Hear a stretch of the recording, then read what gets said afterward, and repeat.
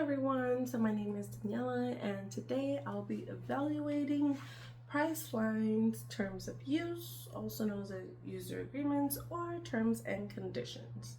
So I reviewed part 1 of the agreement, which covers sections A through F. So here I'll discuss whether it functions as a valid contract, how binding it is on users, what rights consumers have in disputes, and the changes that I recommend. Alright, so is it a valid contract? First, let's look at whether Priceline's terms of use is a valid contract. Priceline uses what's called a browse wrap agreement, where terms are posted on the site and users are considered bound just by using it. Courts, however, have been skeptical of enforcing browse wrap agreements. For example, in Sept versus Netscape Communications, the court ruled that users weren't bound by terms they couldn't easily see without scrolling down. So similarly, the Gwen versus Barnes & Noble emphasized that unless users take clear action to agree browse wrap, contracts may not hold up. So while Priceline's terms can be considered a contract, its enforceability is weaker than if it were a click wrap agreement, where users must actively click I agree. So now, are visitors bound? Currently, Priceline presumes that visitors are bound just by using the website. But as Eric Goldman pointed out in his blog, Stop Saying We Agree to Online Terms Without Clicking, courts often look for clear evidence of assent. Simply burying terms at the bottom of the web page doesn't guarantee enforcement. In practice, this means Priceline's terms may not always protect them in court. My recommendation is that Priceline move to a click wrap model, requiring customers to affirmatively accept the terms at checkout.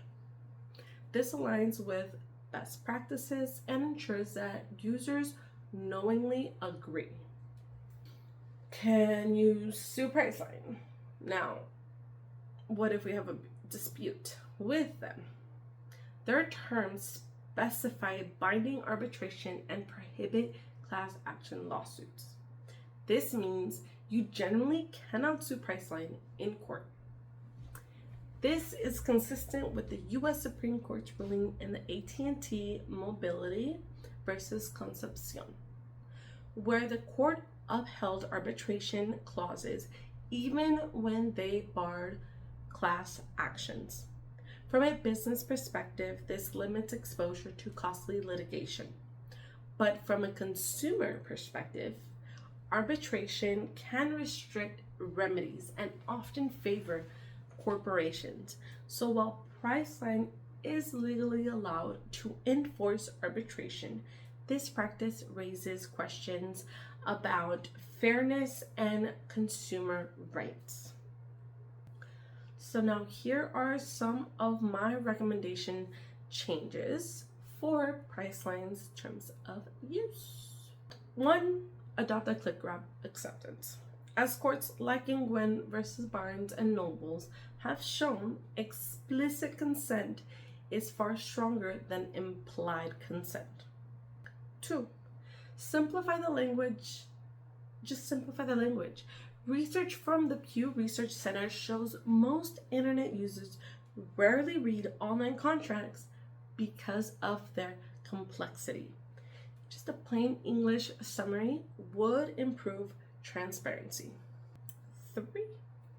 Review arbitration fairness. Following the criticism of a mandatory arbitration by groups like the Electronic Frontier Foundation, Priceline could consider allowing small claim lawsuits or an opt-out option. 4.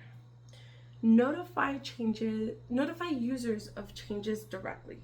Instead of bearing updates, Priceline should adopt best practices by emailing customers when terms are updated, a strategy recommended by the Federal Trade Commission for digital transparency.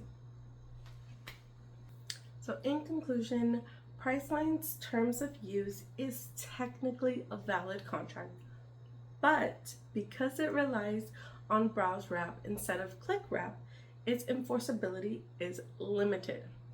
Users are presumed bound, but courts increasingly demand clear assent.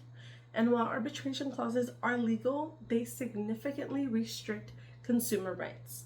So by moving to a click wrap format, simplifying the language, and revising its arbitration practices, Priceline could strengthen both its legal protection and its relationship with consumers.